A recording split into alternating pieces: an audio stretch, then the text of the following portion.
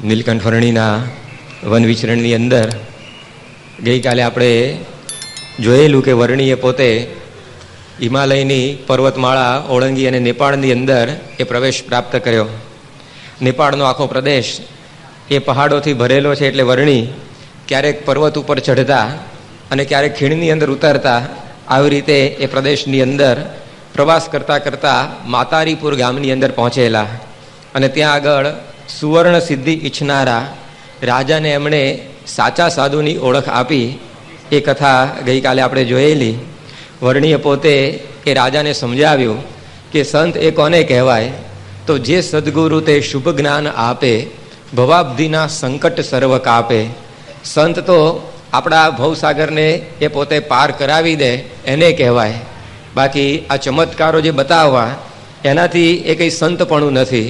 કોઈ કહે હું નથી અન્ન ખાતો, કોઈ કહે હું નથી શૌચ જાતો. આવી બધી વર્ણીય વાતો કરી કે આવી પ્રકારની પોતાની જે સિદ્ધાઈઓ બતાવતા હોય તો એ કોઈ સાધુના લક્ષણ નથી. કારણ કે કોઈ શાસ્ત્રની અંદર હજી સુધી ભગવાન કે મોટા સંતોએ આવી વ્યાખ્યા બાંધી નથી સંતની. પરંતુ આજ આપણને બતાવ્યું કે ભવના ફેરા ટાળે સાચા સંત જો. જેના થકી આપણું આ કલ્યાણ થઈ જાય એ સાચા સંત કહેવાય. તો આવી રીતે આ એક સાચા સાધુની ઓળખ વર્ણીએ ત્યાં આગળ આ રાજાને કરાવી. અને પછી વર્ણીની આ વાત સાંભળીને રાજા બહુ પ્રસન્ન થઈ ગયો. એને ખબર પડી કે અત્યાર સુધી તો હું ભોળવાતો હતો, અત્યાર સુધી આ ભોગવું ભાળ્યું નથી, પગમાં પડ્યો નથી. એવું કરીતી એવું કરતો કરતો હું આવી રીતે કેટલા બધા આ મારા પૈસા, મારો સમય, મારી શક્તિ બધી ગુમાવી બેઠો. પણ વર્ણી હવે મને આ સાચી આ વાત સમજાવી છે, એટલે રાજાએ એમને ત્યાં આગળ રોકાવાનો આગ્રહ કર્યો. રાજાનો અત્યંત ભાવ હતો એટલે વર્ણી પોતે ત્યાં આગળ 4 પક્ષ એટલે કે 4 પખવાડિયા સુધી એ પોતે રોકાયા. લગભગ 2 માસ સુધી એ વર્ણી ત્યાં આગળ રોકાયા. અને એમનો જ્યારે નીકળવાનો સમય થયો ત્યારે આસો સુધી એકાદશીનો દિવસ આવી રહેલો ટૂંક સમયમાં. એટલે પેલા રાજાએ વર્ણીને કહ્યું કે આ આસો સુધી એકાદશીએ તો મારા જે પેલા ભોયરામાં રહેતા ગુરુ એ પોતે બહાર આવે છે અને 4 દિવસ સુધી એ બધાને દર્શન આપે છે અને બહુ જ મોટો મેળો એ ત્યાં આગળ ભરાય છે. માટે તમે પણ એ ત્યાં આગળ રોકાઈ જાઓ અને આ ગુરુને જોઈને પછી તમે જજો. અને રાજાએ પોતાના ગુરુની વાત કરતા વર્ણીને કહ્યું કે ન વસ્ત્ર ધારે નહીં ખાન પાન, ભોયરામાં રહે શબની સમાન. જે વાસરે ત્યાં થકી નિસરે છે, ત્યારે ફળાહાર સદા કરે છે. કે આ મારા ગુરુ એવા છે કે ભોયરાની અંદર જ એ આખું વરસ રહે છે. અને જ્યારે પોતે 4 દિવસ બહાર આવે આસો સુદ એકાદશી ત્યારથી માંડીને આસો સુદ પૂનમ સુધી, તો આ 4 દિવસ દરમિયાન એ પોતે ફળાહાર કરે છે. બીજું કાંઈ જે પોતે લેતા નથી. અને તે પૂનમે ત્યાં જ ભરાય મેળો, ઘણો થશે ત્યાં જનસંગ ભેળો. એ વખતે આ રાજા કહે છે કે બહુ મોટો મેળો ભરાય છે અને ઘણા બધા માણસો એમના દર્શન કરવા માટે આવે છે. માટે તમે આવી પ્રકારે આ જે મારા ગુરુ છે એને પણ જોતા જાઓ. ત્યારે વર્ણી કહે છે કે કહે પ્રભુ તે તજી ખાન પાન, જીવ્યા તણું કારણ જાણ માન. વર્ણી પોતે સમજી કે આ જે સાધુ છે એ આખું વર્ષ શેના આધારે જીવતો હશે? ખાનપાન ખાતો નથી, પરંતુ માનના આધારે આ પોતે જીવે છે. વર્ષે 4 દાડા બહાર નીકળે અને લોકો જે એને જોવા માટે બધા ભેગા થાય અને એ બધું આખું જે એને માન મળે છે એના આધારે બીજા આખા વર્ષ એ પોતે ખેંચી કાઢે છે. માટે એની પરીક્ષા માટે અને આ સાધુની સાચી ઓળખ કરવા માટે વર્ણી રાજાને કહે છે કે જો તે હટાણે જન ત્યાં ન જાય, તો માન તેનું અતિભંગ થાય. જો માન આધાર હશે જીવ્યાનો, તો જીવ તેનો તનથી જવાનો. વર્ણી કહે છે કે જો એ પોતે માનના લીધે જીવતો હશે તો એ વખતે કોઈ માણસ નહીં જાય ને તો એ પોતે મરી જશે. ત્યારે આ રાજાને થયું કે લાવો ને પરીક્ષા કરી આ વર્ણી કહે છે તો. એટલે ભૂપે પરીક્ષા કરવા વિચારી, જવા ન દીધા નર કોઈ નારી. તે ભોયરાથી નિસર્યો બહાર, દીઠા નહીં માણસ તે હઠાર. જ્યારે પછી બાવો બહાર નીકળ્યો ત્યારે રાજા તો ઢંઢેરો પીટાઈ દીધો કે આ વખતે કોઈએ સાધુના દર્શન કરવા જવાનું નથી. અને જેવો બહાર આવ્યો અને બહાર આવીને જોયું તો કોઈ માણસ જ દેખાય નહીં. એણે કેલેન્ડર પાછું જોયું કે આસો સુદ એકાદશી જ છે કે બીજો દાડો છે, વહેલો જ નથી આવી ગયો ને બહાર. જોયું તો એની જ તિથિ હતી, છતાં પણ કોઈ આવ્યું નહીં. એટલે ઝાડ ઉપર ચડ્યો કે આ કોઈ દૂર દૂરથી આવે છે કે નહીં, બધા મોડા કેમ પડ્યા આજે. અને એણે આવી રીતે જોયું તો કોઈ માણસ એ આમ સીમની અંદર પણ દેખાય નહીં. અને એ વખતે જોગી થયો તે થકી માન ભંગ, છૂટી ગયું તત્ક્ષણ તેનું અંગ.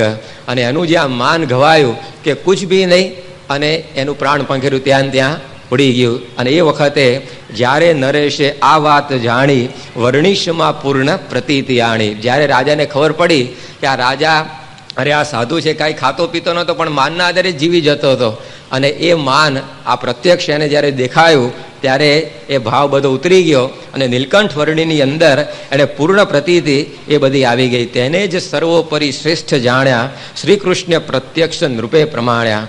ત્યારે વર્ણિને એણે સર્વોપરી એ ભગવાન જાણી અને એની ભક્તિ કરવાનો નિશ્ચય કર્યો, કારણ કે આ સાચા સાધુની ઓળખ એ આ વર્ણિ થકી એને પ્રાપ્ત થઈ. તો આવી પ્રકારે આ વર્ણિએ પેલા જે અસાધુઓ બધા હતા એના કપટ આ સમક્ષ ખુલ્લા કરી અને એને સાચા માર્ગે લાવી દીધો. આ સાધુને ઓળખવાની દ્રષ્ટિ એ આ વર્ણિયા માતારીપુરના રાજાને આપી. આપણને પણ એ સમજાવે છે કે આવી બધી જે સિદ્ધાઈઓ બતાવનારા હોય તો એવા માનના આધારે બધા જીવતા હોય. આવી સિદ્ધાઈ બતાવીને લોકો માન આપે એના આધારે એ બધું ખેંચી કાઢતા હોય આખું જીવન, પરંતુ એ પોતે જ જો આવા અહમ મમત્વમાં પકડાયેલા હોય તો આપણને કેવી રીતે મુક્ત કરી શકે. માટે આવી પ્રકારના નિર્દોષ સંત કે જેની અંદર આ જગતના કોઈ રાગ ના હોય એનો જ્યારે સમાગમ કરીએ ત્યારે આપણું કલ્યાણ એ થતું હોય છે. તો આ વાત મહારાજ આપણને સમજાવે છે કે સાધુ એનું નામ નિર્માન મોહા જીત સંગ દોષા. ગીતામાં લખ્યું કે એના જીવનની અંદર આવી પ્રકારનું કોઈ પણ એ માન ના હોય ત્યારે એ સાચી સાધુતા આવતી હોય છે. એકવાર એક મહાત્માને મુમુક્ષુએ પૂછ્યું કે મહાત્માજી તમે રોજ કેટલી પૂજા કરો ત્યારે માળા ફેરવો છો? મહાત્મા શું કહે, જીતના આદમી યોગા ભરાવા કે 5 માણસ બેઠા હોય તો 5 માળા કરીએ અને 50 હોય તો 5 વધારે કરી નાખીએ. કે એવું કંઈ આમ ફિક્સ નથી. માણસો પ્રમાણે ભક્તિ ઘણીવાર ચાલતી હોય. કેટલા માણસો આવી રીતે મારા દર્શન માટે આવ્યા, કેટલા મારી વાત સાંભળવા આવ્યા, એના આધારે જ એ ઘણીવાર આખું જીવન એ બધું પસાર થતું હોય ત્યારે આપણા બધા શું દોષ ટાળી શકે. પરંતુ આવા સાધુ કે જેને ભગવાનને રાજી કરવાનું તાન હોય, આ કોઈ જગતનું માન એને ઈચ્છા જ ના હોય. યોગીજી મહારાજ સોલ્સબરીમાં ગયેલા, આફ્રિકાની અંદર રોડેશિયામાં સોલ્સબરીની જગ્યા આવેલી છે, અને ત્યાં આગળ યોગીજી મહારાજનો કાર્યક્રમ ગોઠવાયેલો. એ વખતે જશભાઈ કરીને એક ગુણભાવી જેવા એમના ત્યાં સ્વામીનો ઉતારો રાખેલો, પરંતુ આમને કોઈ યોગીજી મહારાજની અંદર એવો વિશેષ ભાવ નહીં. કોઈ કે એમને કહ્યું હશે એટલે સ્વામી મોટા સંત છે એમ જાણીને ઉતારો આપેલો. 7 દિવસ સુધી યોગીજી મહારાજ ત્યાં આગળ રોકાવાના હતા. હવે રોજ સારામાં સારી બધી સભા થાય, ઘણા બધા માણસો ત્યાં આગળ પોતે ભેગા પણ થાય, છતાં પણ આમને કોઈ એવો ભાવ નહીં. એટલે યોગીજી મહારાજ પોતાના જ ઘેર રહેતા હતા, છતાં પણ લાવો સ્વામીનો સમાગમ કરીએ, એમની કંઈક સેવા કરીએ, એવું કશું જ નહીં. જેમ કોઈક માણસ આવીને રહે છે એ રીતે પોતે રાખેલા. પછી જ્યારે છેલ્લા દિવસે યોગીજી મહારાજને જવાનો સમય થયો એ વખતે બધા જે કંઈ સાથેના હરિભક્તો સંતો હતા એ બધો સામાન પેક કરતા હતા, અને યોગીજી મહારાજ એક રૂમની અંદર બેસી અને પૂજા કરતા હતા. પરંતુ એ જે અલમસ થાય એમ 5000 માણસની સભામાં યોગીજી મહારાજના મુખારબિંદ ઉપર આ ભાઈએ જોયેલી એવી જ આવી રીતે અલમસ થાય એવો જ આનંદ એકલા પોતે પૂજા કરતા હતા તો પણ એમને દેખાયો. એ પોતે આમ એક રૂમમાંથી બીજા રૂમમાં જતા હતા અને દ્રષ્ટિ પડી યોગીજી મહારાજ ઉપર અને ત્યાં જ થંભી ગયા. એમને થયું કે આ કંઈક સાધુ જુદા લાગે છે. આવી મોટી જંગી સભાની અંદર એમના દર્શન આપણે કર્યા અને એ જ આ સંત આજે એકલા બેઠા છે તો પણ એવો જ આનંદ એના મુખારવિંદ ઉપર સીધા યોગીજી મહારાજની પાસે આવ્યા અને એમના ખોળાની અંદર એ મસ્તક મૂકીને પોતે રડવા માંડ્યા કે સ્વામી 7 દિવસ તમે મારા ત્યાં રોકાયા પણ હું તમને ઓળખી શક્યો નહીં કે કેવા આ સાધુ મારા ઘેર આવેલા. પછી તો સ્વામીના પોટલા પોતે જાતે ઉચકી અને એરપોર્ટ સુધી મૂકવા ગયા અને ત્યાં આગળ પણ વળી પાછા એ સ્વામીના પગ પકડી અને ચોધાર આંસુએ રડી પડ્યા કે હું તમને ઓળખી શક્યો નહીં કે આવી પ્રકારના એક જગતથી વિરક્ત તમે સંત મારા ત્યાં આવીને આટલો બધો લાભ આપી ગયા. તો આ યોગીજી મહારાજની સ્થિતિ હતી કે એને 5000 માણસ બેઠું હોય 10,000 બેઠું હોય કે કોઈ જ ના હોય પણ એક જ પ્રકારનો આનંદ. આ દુનિયા એમને માને કે ન માને એના સાથે કોઈ જ પ્રકારની એ નિસ્બત નહીં, એક ભગવાનની સાથે પોતે જોડાયેલા. બાકી આ માન મૂકવું ને એ બહુ અઘરું છે. માણસને જો તમે માન આપો તો ગમે તેવું એ પોતે કાર્ય કરવા તત્પર થઈ જાય અને એ જો ના મળે તો જેમ ફુગામ ટાંકણી મારે નવા નીકળી જાય ચીમડાઈ જાય ને એવી પરિસ્થિતિ માણસોની થઈ જાય. શેક્સપિયર જેવો કેટલો મોટો સાહિત્યકાર કહેવાય અંગ્રેજી સાહિત્યનો, પણ એ પોતે વાત કરતો કે પ્રેજીસ આર અવર વેજીસ, કે અમે કંઈક સારું નાટક લખીએ, કવિતા લખીએ અને તમને સંભળાવીએ તો તમે અમારા વખાણ કરો ને એ જ અમારું વળતર. કે પૈસા નહીં આપો તો ચાલશે પણ તમારે 2 વાર પીઠ થાબડી દેવી અમારે કે બહુ સારું લખ્યું, તમે આવું હેમલેટ જેવું નાટક તો કોઈ બીજો લખી શકે નહીં, કે બસ એમાં બધું જ અમારું આવી ગયું. તો આવી પ્રકારે ગમે તેવો મોટો હોય પણ આ માનનો સ્વાદ એ બધાથી મૂકી શકાતો નથી. મિલ્ટન કરીને કે માર્ક ટ્વેન કરીને કવિ થઈ ગયા અંગ્રેજી સાહિત્યના, એ પણ પોતે વાત કરતો કે I can leave on compliments for 2 weeks, કે હું 2 અઠવાડિયા સુધી ખાધા પીધા વગર ખેંચી કાઢું, જો બધા મને માન આપ્યા કરે ને તો. બસ એટલું કહેવાનું કે તમે એટલે ખરેખરા, તમારા જેવી કવિતાઓ કોઈ ના લખી શકે.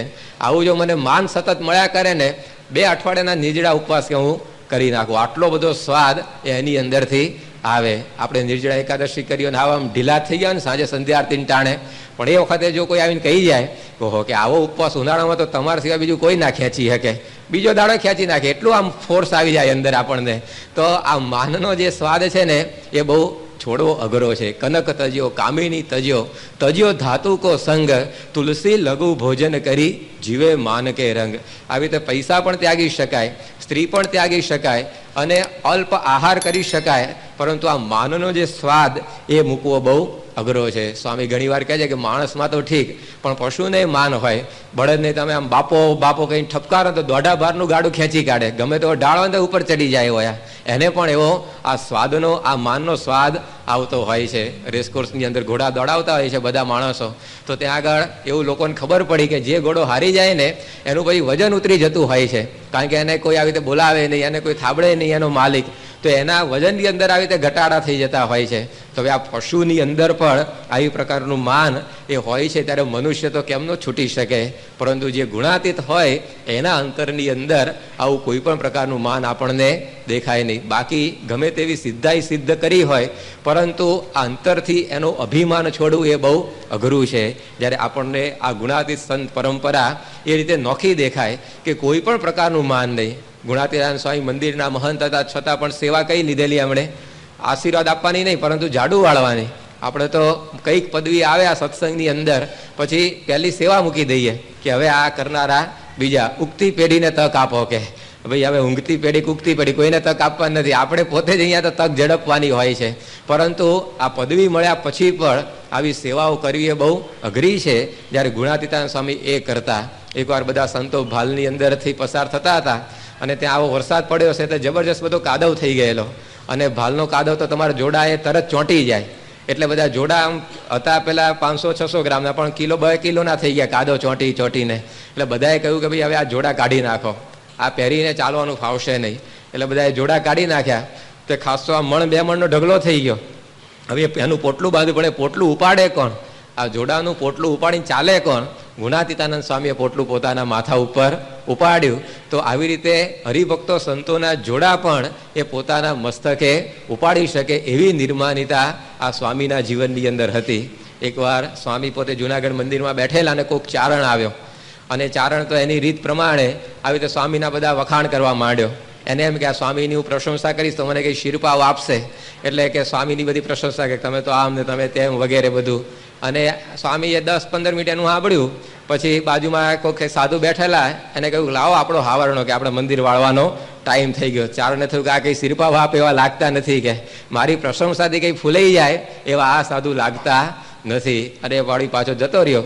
તો આવી પ્રકારે આ સ્વામીનું જીવન કે કોઈ પણ પ્રકારનું એમને માન જ નહીં, એકદમ આમ નિરંતર આ નિર્માની થઈને પોતે રહેતા. ભગતજી મહારાજ પણ આવા બ્રહ્મ સ્વરૂપ હતા, છતાં અમદાવાદની અંદર ધૂળના ગાડા એમણે પોતે જાતે ખાલી કર્યા, જાતે પોતે તગારા આ તે બધું ઉપાડતા. ત્યારે આવી પ્રકારની એમની પણ નિર્માનિતા. શાસ્ત્રીજી મહારાજ પણ પોતે એવી જ પ્રકારે દરેક પ્રકારની હરિભક્તોની સેવા કરે. વાસણ ઉટકવા પણ બેસી જાય. મંદિરના પાયા ખોદાતા હોય તો એની અંદર તગારા શાસ્ત્રીજી મહારાજ સ્વયં પોતે ઉપાડતા.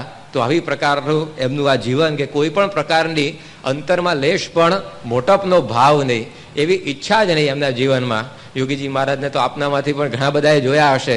નિર્માનિતાનું આ મૂર્તિમાન સ્વરૂપ, હરતી ફરતી નિર્માનિતા જોવી હોય તે યોગીજી મહારાજના જીવનની અંદર આપણને દેખાય. આ જ પ્રદેશની અંદર એકવાર યોગીજી મહારાજ વિચરતા હતા ગામડાઓની અંદર, અને સ્વામી ડમણીયામાં બેઠા હોય. આગળ બધા હરિભક્તો ચાલતા ચાલતા જતા હોય. હવે આગળ હરિભક્તો બધા ચાલે એટલે પેલી ધૂળ ઉડે, અને પાછળ સ્વામીનું ડમણીયું આવતું હોય ને એની ઉપર આવે. એટલે એક હરિભક્તે સહેજ આમ ટકોર કરી હરિભક્તોને કે એ બધા કે પાછળ ચાલો, કે આગળ ઉડો, આગળ ચાલો છો બધી ધૂળ ઉડે છે સ્વામી ઉપર. ત્યારે યોગીજી મહારાજ કે ભલે ચાલતા આગળ, કે હરિભક્તોની ચરણરજ આપણા શરીર ઉપર ક્યાંથી? આહો મહિમા એને હરિભક્તોની ચરણરજનો મહિમા. તો હવે હરિભક્તો આગળ તો કેવી નિર્માનિતા રહે પછી. તો આવી પ્રકારની એમની રીતિ આપણી ચરણરજનો પણ એ પોતે મહિમા સમજે. ને આપણે તો કોઈક આ લેતો હોય તો આપવા ફરીએ. આપણે બહુ ફેર આટલો જ હોય છે. સ્વામી પોતે આપણી ચરણ રજ લેવા ઈચ્છે અને આપણે કોઈકને આપવા ઈચ્છીએ. આપણા અંતરમાં આવું વર્તે. અને ગુણાતીત સંતોના જીવનની અંદર આવી રીતે એકવાર સ્વામી બાપા સારંગપુર પધારેલા અને ત્યાં આગળ સભા મંડપમાં સિંહાસન છે. ત્યાં આગળ સ્વામી પોતે દંડવત કરવા માટે ગયા ઠાકોરજીને.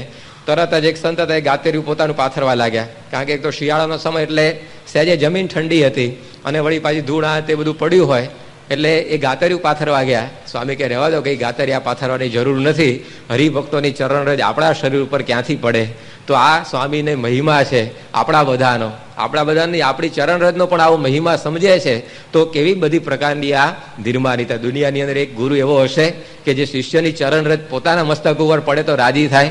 કોઈ આપણને મળે નહીં આ ગુણાતીત પરંપરા સિવાય. તો આવી પ્રકારની આ એમની સ્થિતિ પ્રત્યેક જગ્યાએ પ્રત્યેક પ્રસંગે એ આપણને દેખાય. હમણાં 9મી ઓગસ્ટે સ્વામી બાપા આવશે. આખો એમનો દિવસ જોજો તમે, કેટલી બધી વાર આપણને હાથ જોડતા ફરે છે. વોકિંગમાં આવે તો હાથ જોડીને આખો રાઉન્ડ પૂરો કરે પહેલો. પછી સભામાં આવે તો હાથ જોડે, પૂજામાં આવે તો હાથ જોડે, ઉપર દર્શન કરવા જાય તો બધા હરિભક્તો ઉભા એમને હાથ જોડે. આખો દિવસ જાણે આમ આપણને જ હાથ જોડતા પોતે ફરતા હોય. હવે હકીકતમાં તો આપણે આમ હાથ જોડીને ફરવું જોઈએ એમને આખો દિવસ. પરંતુ આટલી બધી નિર્માનિતા કે કેમ કરીને આ બધા હરિભક્તોની આપણાથી એ સેવા થઈ જાય. તો આવી પ્રકારનું બધું એમનું જીવન. સ્વામીને જ્યારે પ્રમુખ બનાવ્યા ત્યારે સ્વામીએ પહેલી સેવા શું કરી? હરિભક્તોના એઠા વાસણ ઉટકવાની સેવા. પ્રમુખ તરીકેની કારકિર્દી સ્વામીની એઠા વાસણ આપણા ઉટકવાથી શરૂ થઈ છે. કોઈ પ્રમુખ હશે જેની કારકિર્દી આવી રીતે શરૂ થાય? પ્રમુખ થયા પછી સીધું જ પહેલા તો બધા ગાદી જ શોધે, ખુરશી જ શોધે કે કઈ જગ્યાએ મારે બેસવાનું કે. પરંતુ સ્વામીએ ગાદી શોધી નહીં, પરંતુ સેવા ઝડપી લીધી. તો આ પ્રકારની એમની નિર્માણિતા કે કોઈ પણ પ્રકારનું એમના જીવનની અંદર આપણને માન જોવા મળે નહીં. એમની વાણીમાં પણ એવી નિર્માણિતા. શિકાગોની અંદર એકવાર એવો સર્વે કરવામાં આવેલો સરકાર તરફથી. તો સૌથી વધારે માણસો જો શબ્દ વાપરતા તે કયો શબ્દ હતો? આઈ એટલે કે હું શબ્દ માણસની વાતચીતમાં સૌથી વધારે આવતો હોય છે. જ્યારે સ્વામીના આશીર્વાદ તમે સાંભળજો, સૌથી ઓછો શબ્દ આવતો હોય ત્યાં હું હશે.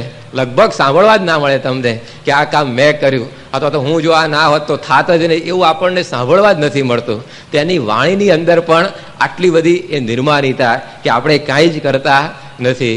1985માં ત્યાં સુવર્ણતુલા થયેલી લંડનની અંદર, અને એ વખતે સુવર્ણતુલા પછી સ્વામી બાપાએ આશીર્વાદ આપ્યા. એ આશીર્વાદની વિડીયો કેસેટ એ આપણા કોઈક હરિભક્તના ત્યાં ચાલતી હશે સમયો પૂરો થઈ ગયા પછી. એ વખતે સુરતની બાજુમાં ડુમ્મસ છે, ત્યાં આગળ સીકે પીઠાવાલા કરીને બહુ મોટા ઉદ્યોગપતિ રહે છે. અત્યારે તો સત્સંગી છે આપણા, પરંતુ એ પોતે ત્યાં આગળ ગયા હશે ને એમને આ વિડીયોની અંદર સ્વામીના આશીર્વાદના દર્શન થયા. અને સ્વામી જે બોલી રહેલા એકદમ આમ નિર્માણિતાથી એમને અંતરની અંદર વાણી ચોંટી ગઈ. એમને થયું કે આટલી બધી નિર્માણિતા, આવો એમનો ઉત્સવ ઉજવાય છે, આવી સુવર્ણતુલા એમની થઈ. અને એ પ્રસંગે આટલી બધી નિર્માણિતાથી આ સાધુ બોલે છે. એમને દર્શન કરવાની ઈચ્છા થઈ અને પછી સ્વામી બાપાને પોતે દર્શને ગયા અને દર્શનથી એ વિશેષ એમને ભાવ થયો. અને એમ કરતાં કરતાં એ પોતે આજે સત્સંગી થઈ ગયા. સ્વામી બાપા જ્યારે સુરત પધારે ત્યારે પોતે લાભ લેવા માટે અચૂક આવે. પોતાના ત્યાં પણ સ્વામીને લઈ જાય અને ડુમસની અંદર જે મંદિર છે આખું મંદિર એમણે પોતે તૈયાર કરાવી દીધું. પરંતુ કહેવાનું તાત્પર્ય શું કે આ વિડીયો કેસેટ જોઈને પણ આ અનુભવ થાય લોકોને કે આ એક નિર્માની વાણી છે. આવી પ્રકારની એક અહમ શૂન્ય વાણી એ સ્વામીની. અહીંયા જ આણંદની અંદર NDDBનું કેમ્પસ છે, નેશનલ ડેરી ડેવલપમેન્ટ બોર્ડ. એના ચેરમેન ડૉક્ટર કુરિયન હતા. અત્યારે પણ ખબર નહીં કોણ છે, પરંતુ એ વખતે ડૉક્ટર કુરિયન એના ચેરમેન હતા. અને એમની ઈચ્છા ઘણી કે સ્વામીશ્રી મારા ત્યાં પધારે. એટલે એમનો ભાવ જોઈને સ્વામી પણ એમના કેમ્પસની અંદર પધરામણીમાં પધારેલા. એ બધું બતાવતા હતા કે કઈ કઈ જગ્યાએ શું શું ચાલે છે એ બતાવતા હતા. સાથે સાથે બીજા પણ સંતો એમની સાથે હતા. એ વખતે વિવેક સાગર સ્વામીએ સ્વામીના મહિમાની થોડીક વાત કરવાની શરૂઆત આ ડૉક્ટર કુરિયનને. અને એમાં એ પોતે બોલ્યા કે આ સ્વામીજી છે એ બહુ જ આવી રીતે અહમ શૂન્ય પુરુષ છે, નિર્માની સંત છે. ત્યારે કુરિયને એમને અટકાવી દીધા કે રહેવા દો, કે એ કંઈ બોલવાની જરૂર જ નથી. એમના મુખારવિંદ સામું જોઈને જ ખબર પડી જાય છે કે કોઈ પણ પ્રકારનો અહંકાર એમના અંતરની અંદર નથી. એનું વર્તન એ જોઈને લોકોને ભાવ થાય, એની વાણી જોઈને લોકોને ખબર પડી જાય કે આમના અંતરની અંદર એ કોઈ અહંકાર નથી. ત્યારે આવી પ્રકારની આ એક સાધુની સ્થિતિ હોવી જોઈએ.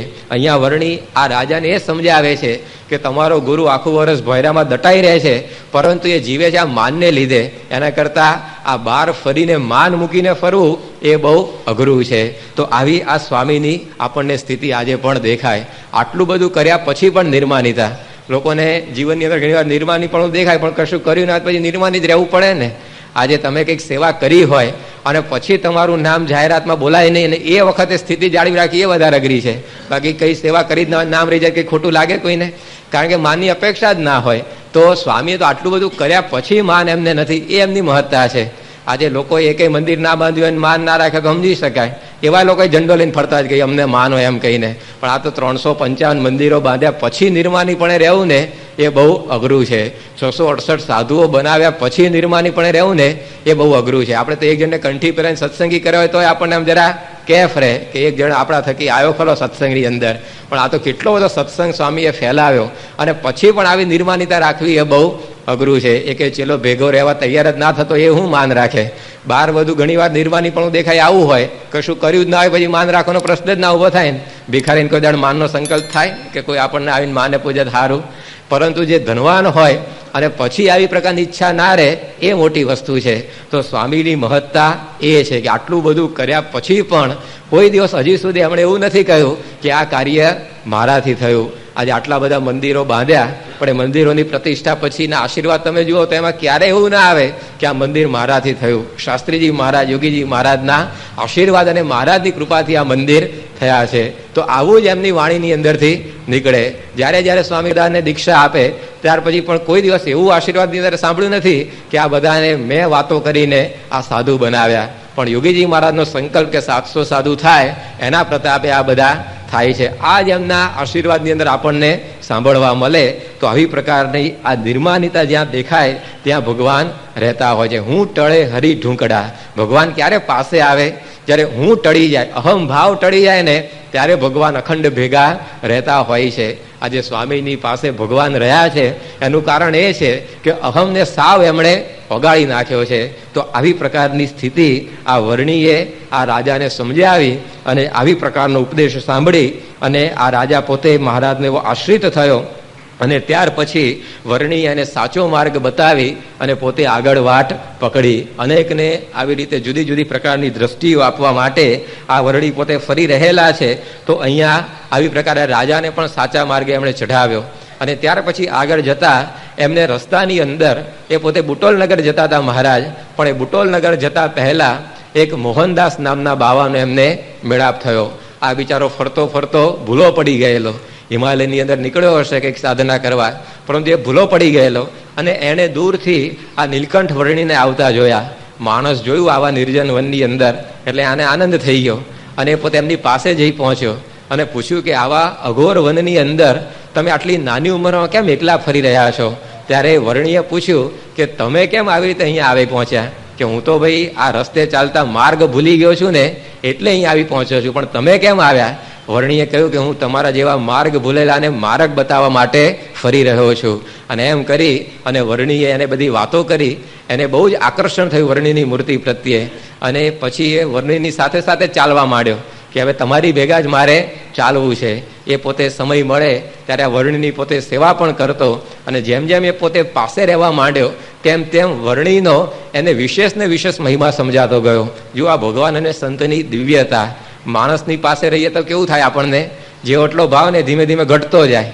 માણસોની પાસે જો બહુ રહીએ આપણે, જેની પાસે રહેતા હોય ને એનો ભાવ મહિમા આપણને ધીમે ધીમે ઘટતો જાય. સંસ્કૃતમાં લખ્યું છે કે અતિ પરિચયાદ અવજ્ઞા ભવતી. અતિ પરિચયમાં જો આપણે કોકના આવીએ ને તો જેટલો ભાવ એના પ્રત્યે ને ધીમે ધીમે બધો ઓસરતો જાય. સંતો ઘણી વાર કથા વાર્તામાં વાત કરે છે ને કે કોઈક છોકરો ને છોકરી એ પોતે પરણવાના થયા હોય, હવે સગાઈ થઈ ગઈ હોય, પછી જ્યારે બે જણા એકબીજાને મળે ત્યારે વાતોમાં શું કે પેલો છોકરો હોય છોકરીને વાત કરે કે તમે તો આમ ચંદ્રમુખી જેવા લાગો છો, તમારું મુખારવિંદ એ જાણે આમ ચંદ્રની ઉપમા આપીએ ને એવું છે. પેલી છોકરીએ પાછી છોકરાને કહે કે તમે તો આમ એટલા બધા હસમુખા છો કે તમને જોઈને આનંદ આનંદ થઈ જાય. પછી લગ્ન થાય બંનેના, પછી જ્યારે મળે ત્યારે પછી વાતચીત બદલાઈ જાય. પેલી ચંદ્રમુખી હોય એમાંથી સૂર્યમુખી જેવી થઈ જાય કે હવે કે ભાઈ તમારું મુખ સૂર્ય જેવું લાગે છે.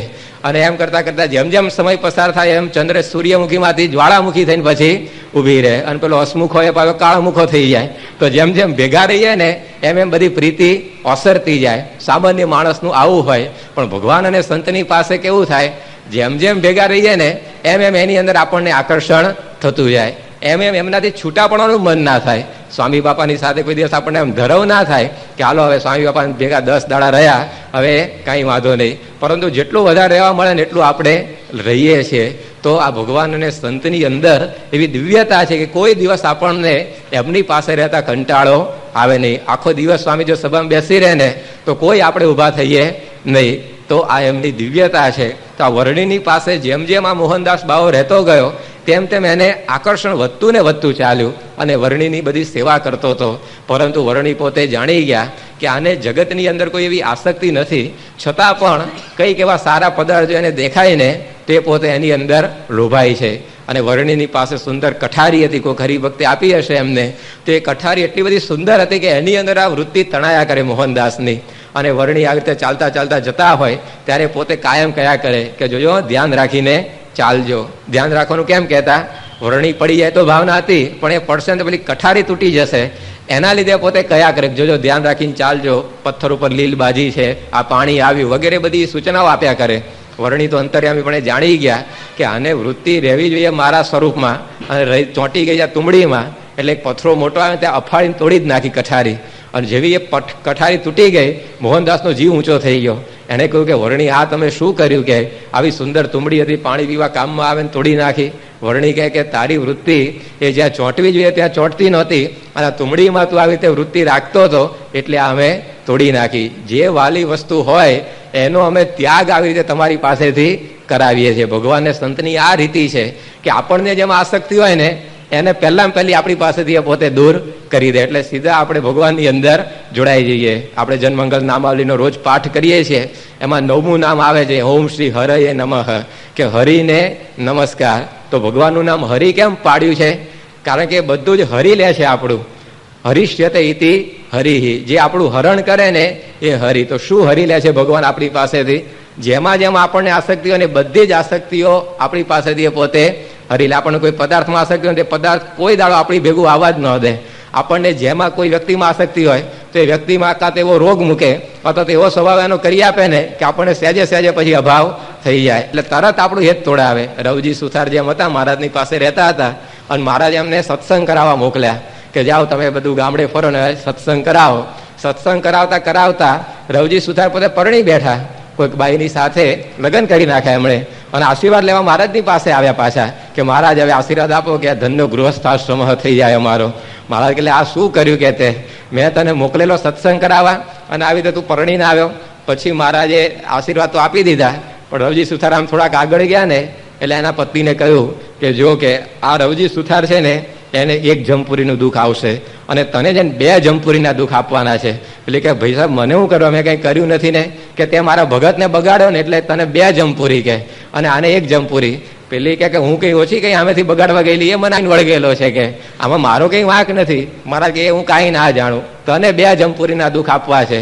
પેલી બાઈ કે મહારાજ છૂટકારો કરો, કે આ જમપુરીના દુઃખ તો કેમ ના ભોગવાય, ગમે તેમ કરીને છૂટાય એવું કરો. મહારાજ કે એક ઉપાય છે, કે શું? કે તારો ધણી જેમ કે ને એનાથી તારે ઊંધું જ કરવાનું, કે તો કે આ જમપુરીના દુઃખ ટળશે. પેલી કે કાંઈ વાંધો નહીં, એવી તો પ્રેક્ટિસ હોય છે જ અમારે કે. અને પછી એ પોતે ઘેર ગયા 2 જણા, અને રવજી સુથારે કહ્યું કે આજે કે રોટલી બનાવજો, કે ભાખરી કરીને બેસી. અને કે કેમ રોટલી ના બનાવી? કે છાનાવાના ખાઈ હોય તો ખાઈ લો ને તો બહાર જતા રહો. રવજી કે આ કંઈ માથાકૂટ કરવા માલ નથી, કે નવા દાડા છે જવા દો, કે ખાઈ લઈએ. પછી વળી પાછો ખાટલો પાથરો, કે સુઈ જવું છે, ખાટલો પાથરો. તો ખાટલો પાથરો 4 પાયા અધર, અને પેલી જાળી હોય સુવાની નીચે આવી, એવી રીતે ખાટલો ઊંધો પાથર્યો. રવજી સુથાર કે આ ભારે કરી, કે આવું કેમ કરતી હશે? આમ બધું ચેક કરીને પરણેલા કે ડિફેક્ટ હતી નહીં, અને આ મનની અંદર આ બધું ગોટાળો કેમનો થાય છે? ખીચડી કરવાનું કે તો ભાત બનાવે, ને ભાત કરવાનું કે તો કંઈ ખીચડી બને, તૃતીયમ જ કર્યા કરે. કંટાળી ગયો અઠવાડિયાની અંદર તો, અને મહારાજની પાસે આવ્યો. મહારાજને કહ્યું મહારાજ દયા કરો, કે આ પરણીને આવ્યો છું પણ એકેય વાતની અંદર અરખાઈ આવતી નથી. મહારાજ કે અમે તમને પહેલેથી જ કહેતા હતા આવો સાધુ કરી નાખીએ, અમે સાધુ બનાવી દીધા, રામદાસ સ્વામી નામ પાડી દીધું, અને આવી રીતે આસક્તિથી મુક્ત કરી દીધા. તો આ ભગવાન ને સંતની રીત હોય છે. આપણને જે સારું લાગે ને એ હંમેશા આપણી પાસેથી પડાઈ લેશે. કેમ? આપણી વૃત્તિ ભગવાનમાં ચોંટે એટલે. સુરતના ગોવિંદજી શેઠ એકવાર સુરતથી છેક ગઢડા ગયા, અને મહારાજને જઈને વાત કરી કે મહારાજ દેશકાળ બહુ ખરાબ છે, અને 501 રૂપિયા જો મળી જાય તો વાંધો નહીં આવે, એટલે કૃપા કરો તો આ 500 રૂપિયા જેવું કંઈક મળી જાય. મહારાજ કે તારે મારી કૃપા જોઈએ છે? હા મહારાજ, એટલે તો છેક સુરતથી ગઢડા સુધી આવ્યો છું. મહારાજ કે જો હું કૃપા કરીશ ને તો પહેલા તારી બૈરી મરી જશે, પછી તારા છોકરા મરી જશે, પછી જેટલો કે ધંધો ચાલે છે ને બધો પડી ભાગશે. એવું મહારાજ કે એવી કૃપા નથી જોઈતી કે